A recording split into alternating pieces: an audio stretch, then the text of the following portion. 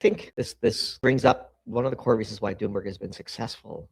And one of the great mysteries that we find is how so few analysts begin with energy as their sort of overarching foundation through which to view the world. Because if you do, it doesn't explain everything, but it explains a lot. It allowed us to predict Venezuela long in advance too. We wrote a piece in December of 2023 called "The New World's Oil," where we cataloged, from the tip of the South American continent all the way up to the Arctic, just how much oil and gas could be developed if the U.S. began to focus on the Western Hemisphere. And here we are with the Done Road Doctrine, less than 2.5 years later. Do you think that, what is the best way to phrase this question? The separatist impulse seems to still be alive and well in Alberta, regardless of whether people are playing a part in, a sort of grand play. But I'm curious, it seems to me that there's some fairly high likelihood there's going to be a referendum this year. The number of signatures required decreased by Premier Smith. And so now you really do have this, inertia behind a vote at the provincial level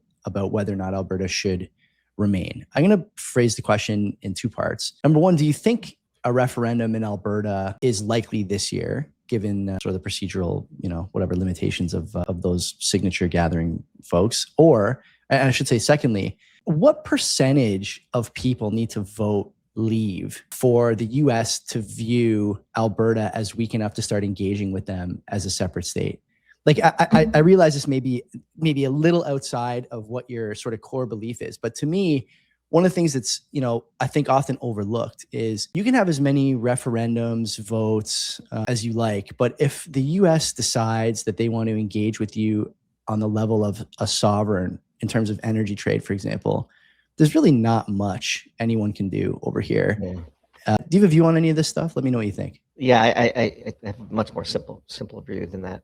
If you want an example of how worthless referendums are, just go look at the history of the formation and now the current operation of the European Union and compare what Brussels is doing versus what the various sovereign populations in Europe were promised or were sold during the referendums.